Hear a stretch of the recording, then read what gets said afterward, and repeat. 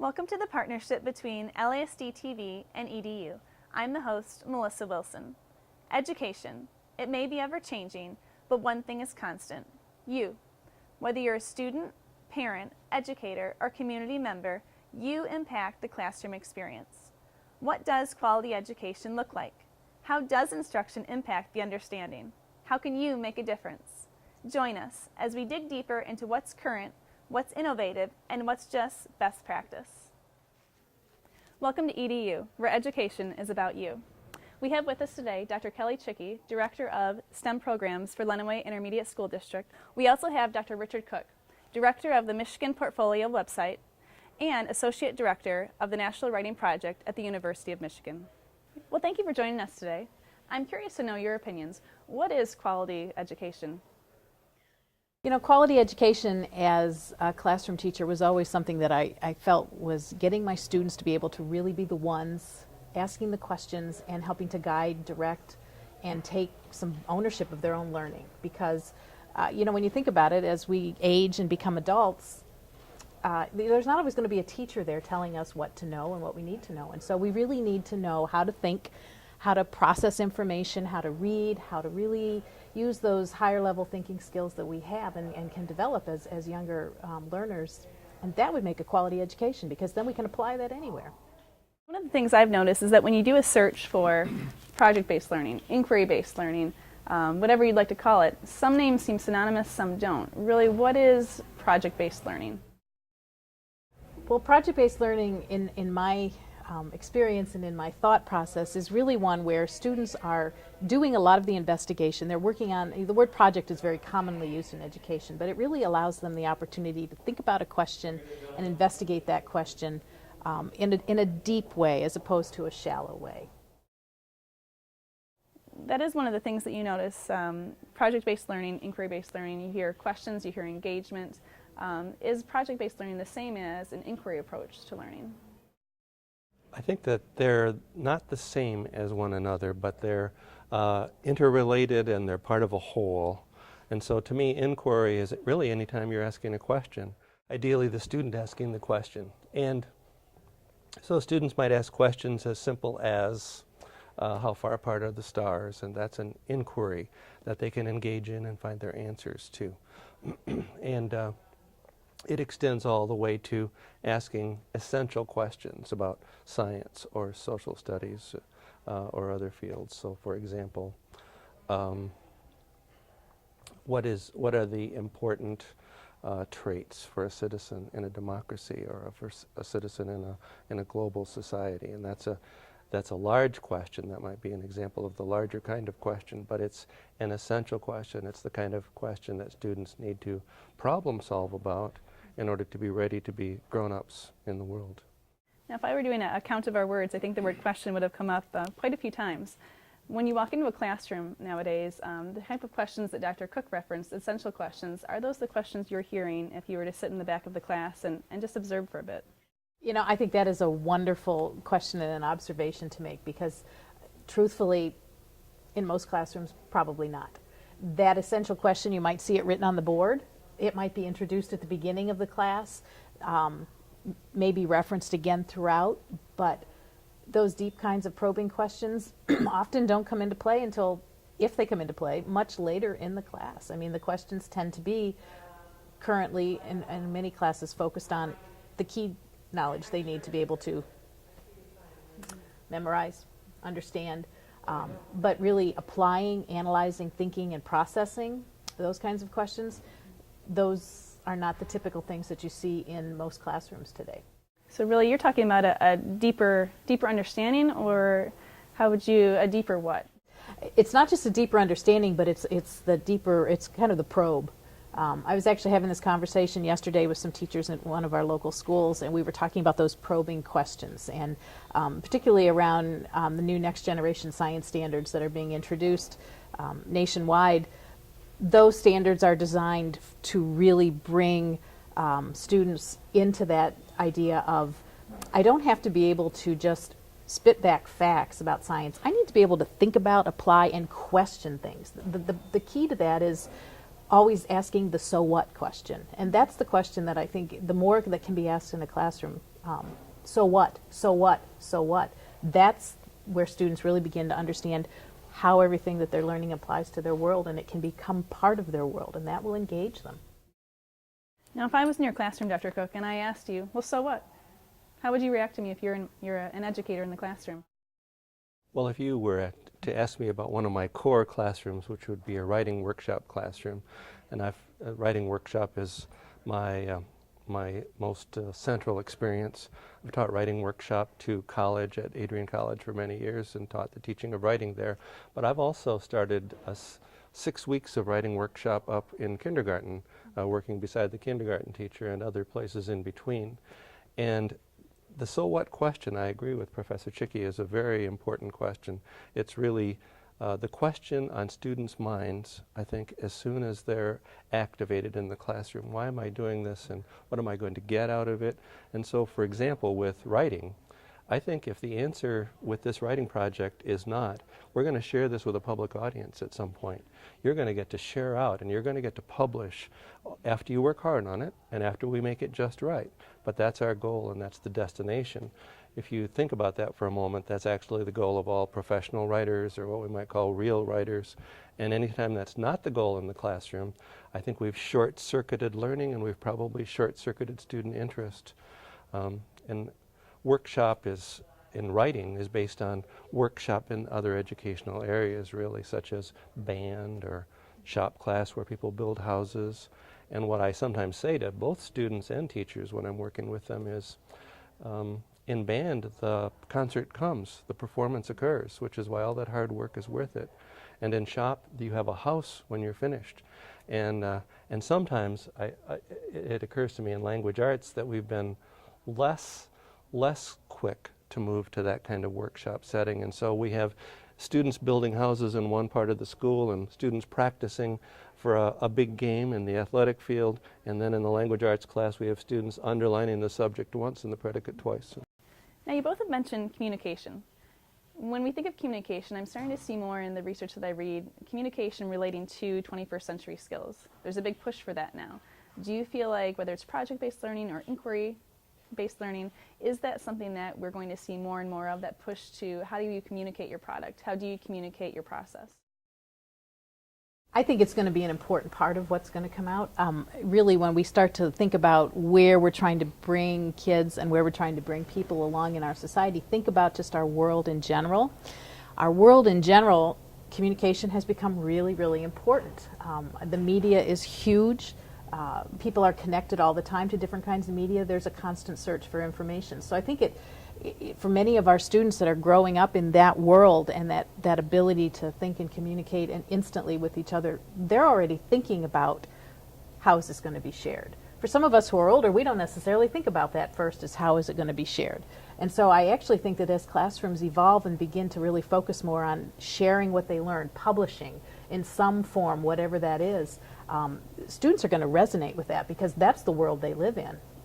And I don't think it's going to be a strange thing for them at all.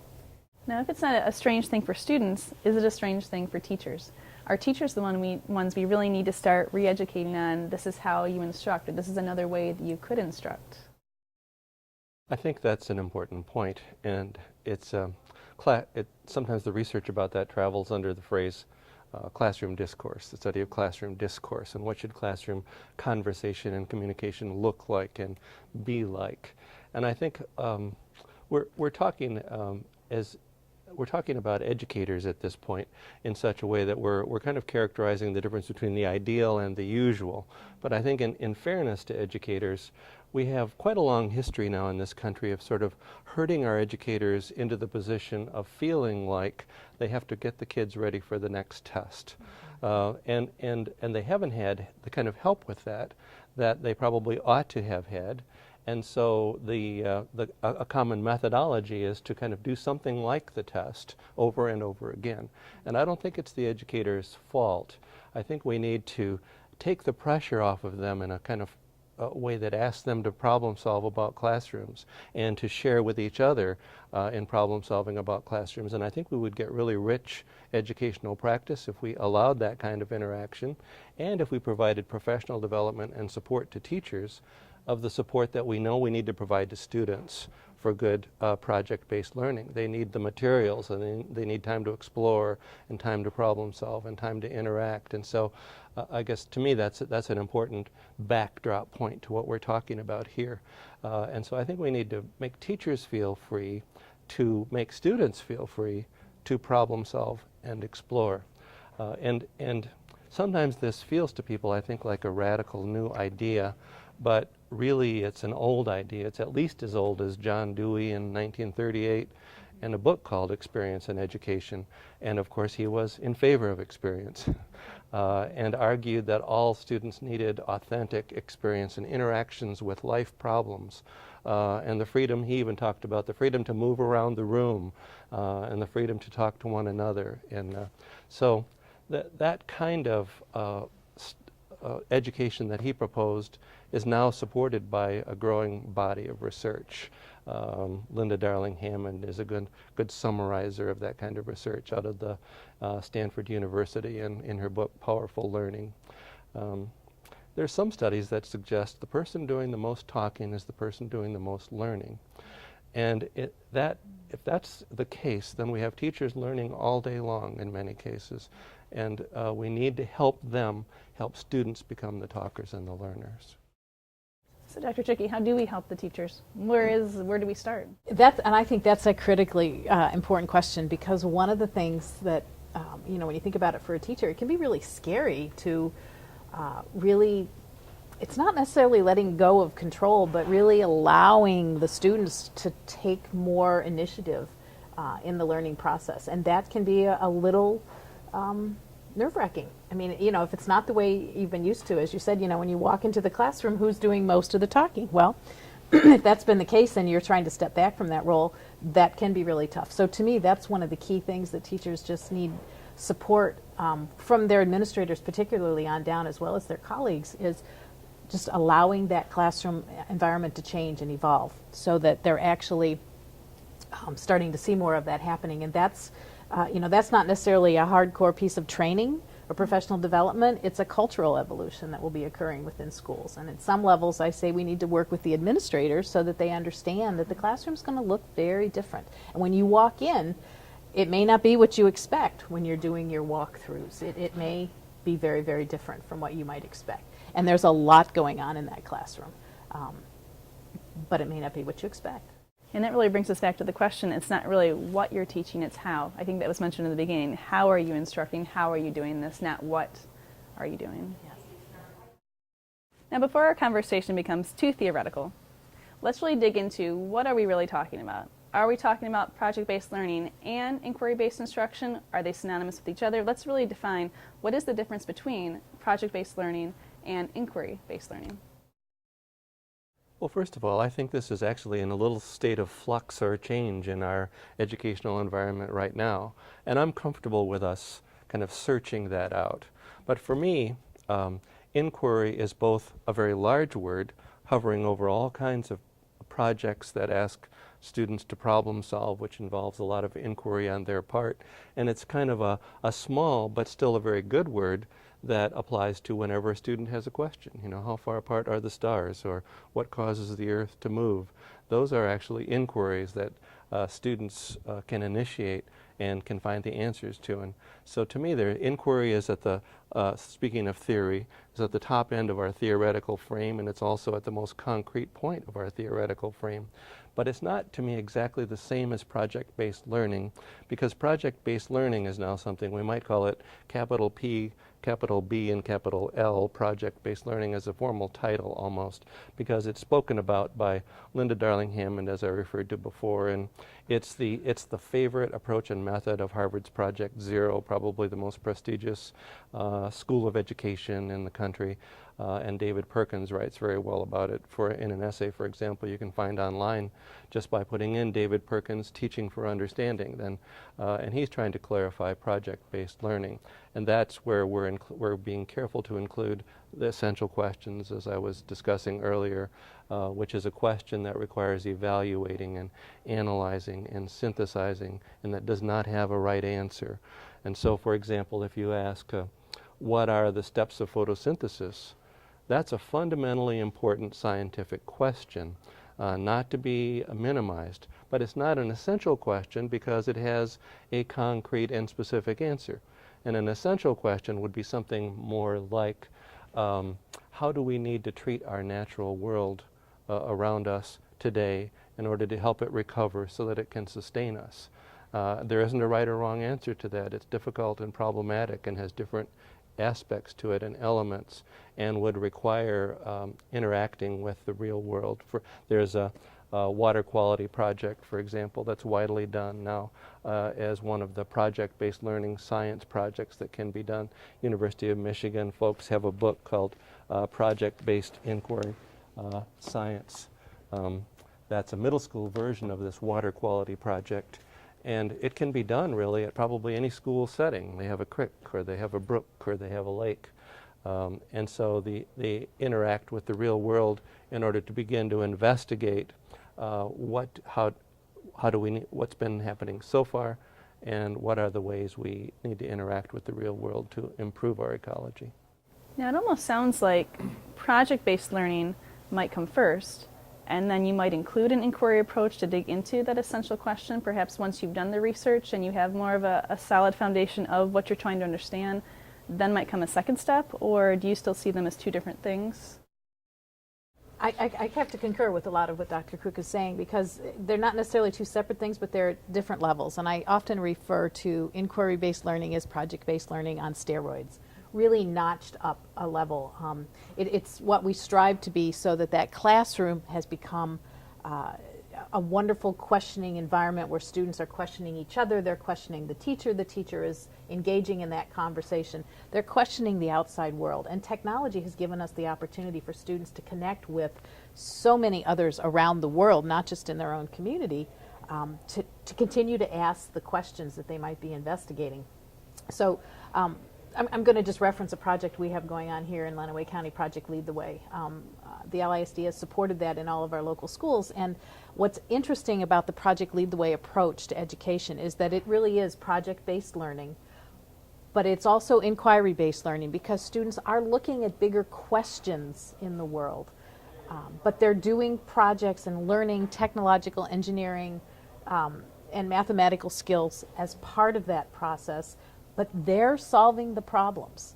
They're thinking through the process. The teacher gives them a small chunk of instruction, sets the context, gives some basic information.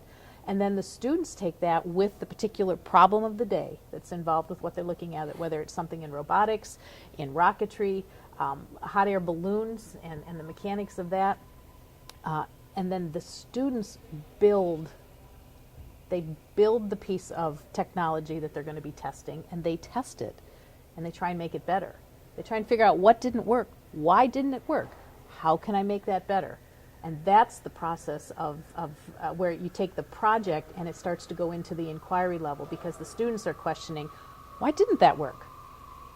What can I do? How can we make this better? They ask each other, they ask other resources, they can go out and search that. So it's a hand in hand. I mean, I really do see it as a mix, but at different levels.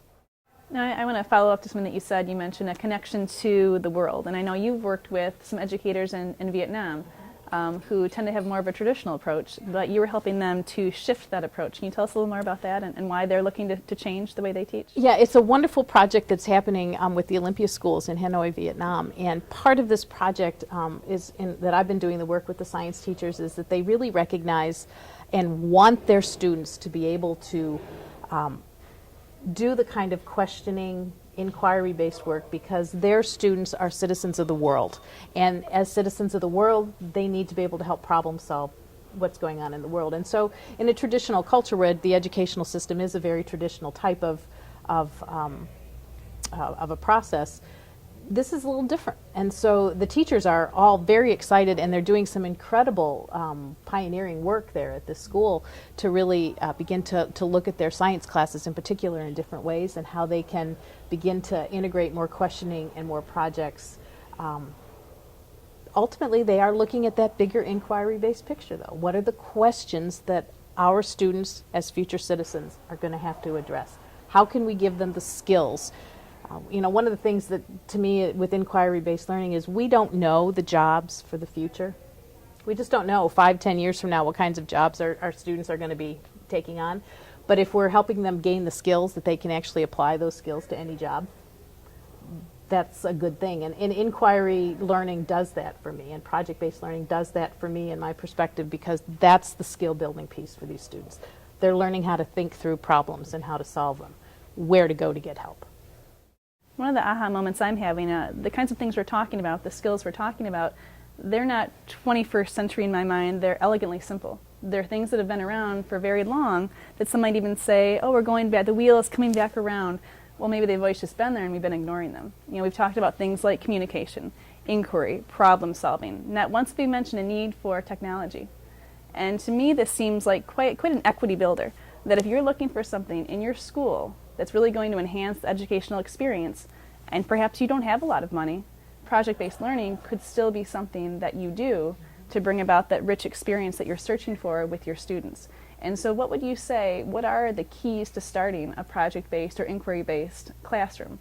If I'm an educator, I come to you and I say, this sounds great, I want to do this. What would you tell me? What would your advice be?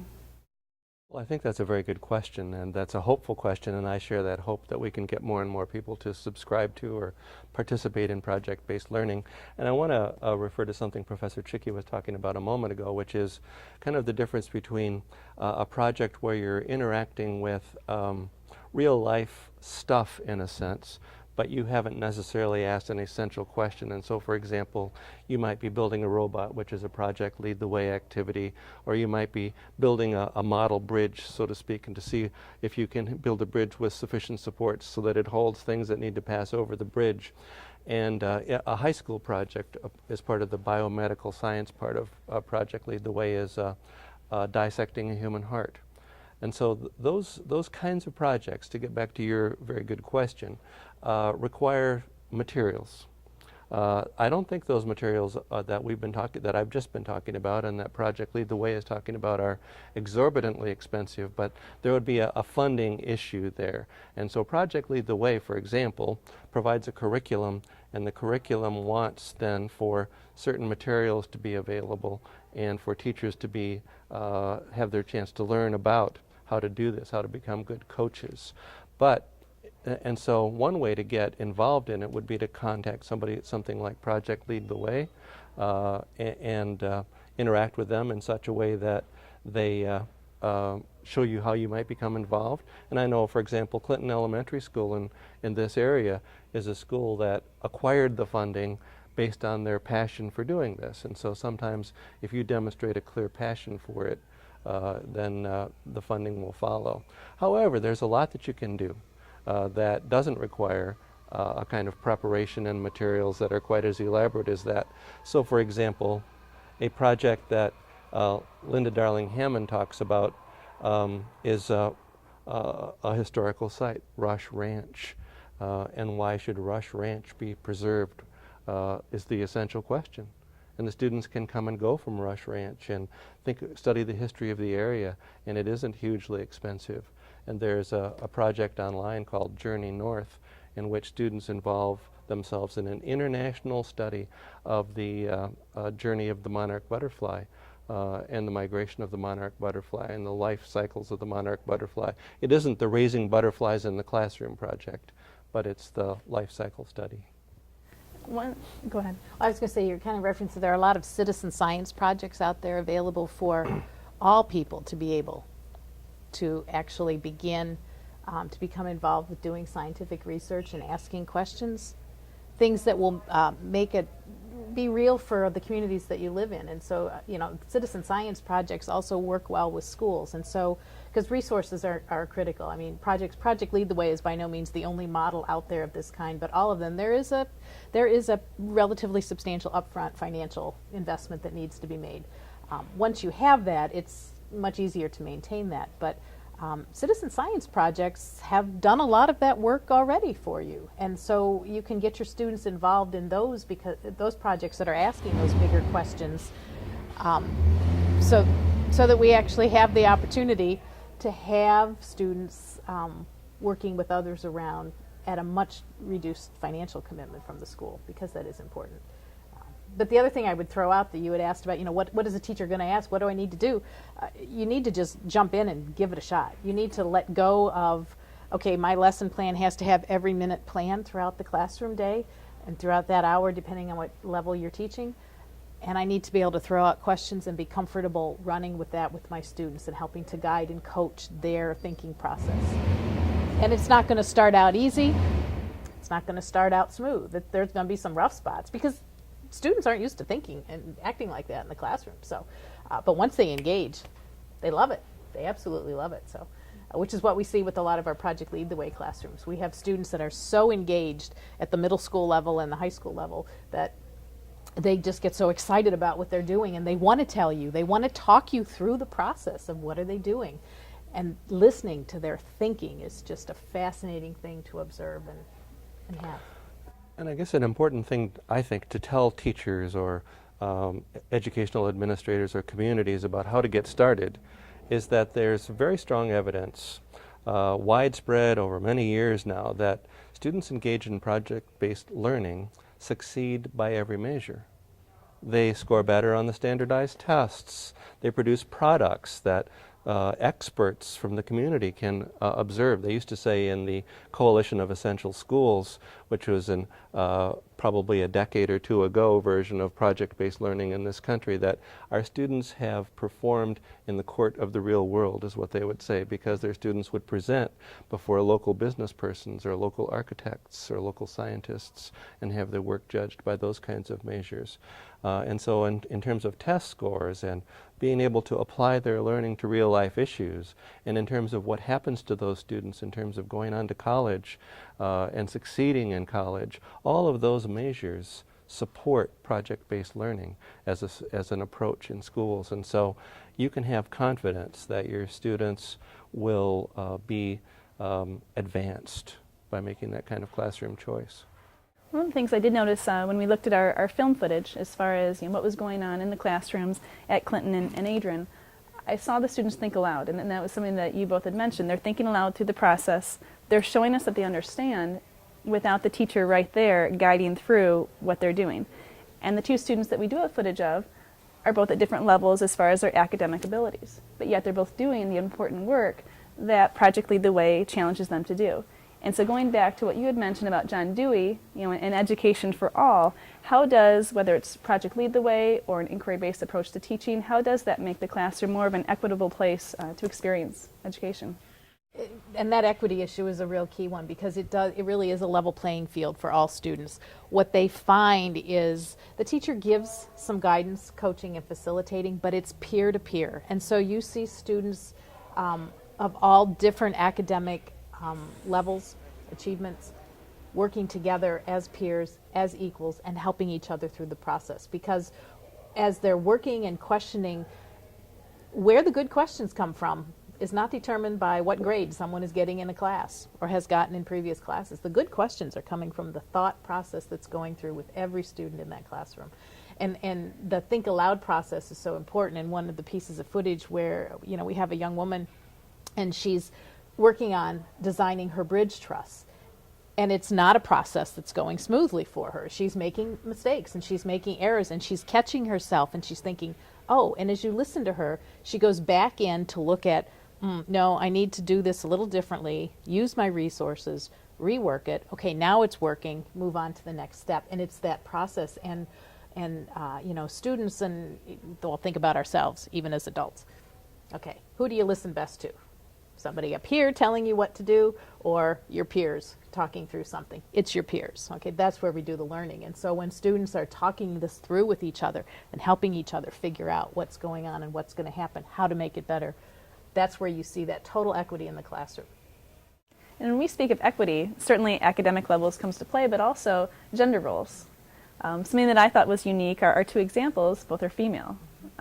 Anything unique about that, or anything you'd like to touch on as far as gender equity in the classroom? Well, certainly I would jump in and say that, especially in the engineering fields, that's a key equity issue, is because we know nationwide our young women are not moving into these fields at the same level as men are, as young men are. And so the more we can encourage young women that this is a field that, yes, indeed, not only are you quite capable, but you can also be successful and you can help lead your peers and your future through. I think that's real important. So having girls in the middle school ages getting excited about engineering and math, which is a lot of what's happening in Project Lead the Way classrooms in particular, that's where you'll really hook them so that when they get into high school, they'll say, you know, I really, really like this. I want to keep doing this.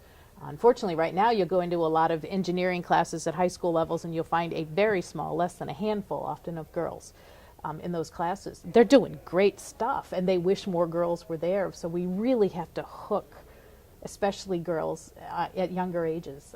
And so even pushing that down into the elementary grades, which, you know, there are programs out like Engineering is Elementary to begin to get elementary students thinking that same way, is so important for that equity issue that we'll have to address in order for our society as a whole to be successful. I think that project-based learning speaks to, for example, gender equity in a couple of ways and at a couple of levels. And one way is that it kind of addresses two stereotypes. One stereotype being that girls aren't doers. Girls become doers, and they come to think that they can do engineering and they can do medicine, which is so important. But also we have a stereotype often that boys aren't going to be as successful in school. And so we create a school setting in which being active and being able to speak out and being able to move involves boys in activities that they're going to be able to succeed with. Not to mention then at the other level in which they're speaking with each other and working in groups across gender and across abilities. Let's bring our conversation full circle. Again, I'm an educator. You're coaching me, you're mentoring me. What is that one piece of advice that you're going to give me if I want to take a step into my classroom tomorrow and start an inquiry approach to the way that I teach? Well, I think that's an important question for us to ask and address here. So I'm glad we're bringing it up to talk about for a moment. Not that I'm about to think of the most outstanding one piece of advice, but I do think that I guess I have two pieces of advice, and one is really, of course, we live in the computer age, not to mention all the other instruments in our age, and if you put project-based learning as a search item into your computer, you will immediately begin to see many things that make you want to do it. You'll begin to see videos. I saw a video called Kindergarten Harvest, where it was demonstrated that kindergartners could raise food and learn all about soil and plants and enjoy eating it in the end. And I just think whenever I see that video, how transformative I bet that is for those students. And one of the teachers says in that video, what would be the difference if we just read 5 books about plants? And so to me, you'll immediately begin to see some of the power of project-based learning.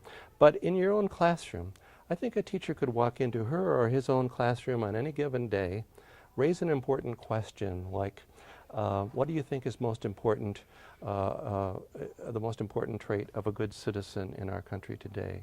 Or what do you think is most important about how people ought to treat one another? Or what do you think we can do so that men and women feel free to behave as themselves as opposed to according to what they're directed to be? And invite your students to start to talk about that and to think of ways you could begin to investigate that. And instead of asking them fact-based questions, to simply say, as they begin to speak, what makes you think that? Why do you think that way? Or could you tell us a little bit more about that? Or what are your reasons for saying that? And then to turn to the other students and say, what do you think of that? What would you like to say about that? Great advice. So questions. And that's essentially what I would say too, is that give your students the opportunity to be able to come up with what are the most important questions to them. Find a way to find out what they're interested in learning about, and then how can you then, as the teacher, help facilitate that process. So I would agree. Questions. Don't be afraid of them. So again, it comes back to something elegantly simple, questioning. And perhaps that's what we mean when we say, take a step back, let go of that control. Start with who comes up with the question. It doesn't always have to be teacher-directed. The students can guide the instruction, can guide the tone of the classroom, and it will be okay. Perhaps better than it might have been. Thank you for joining us, and remember, you make the difference.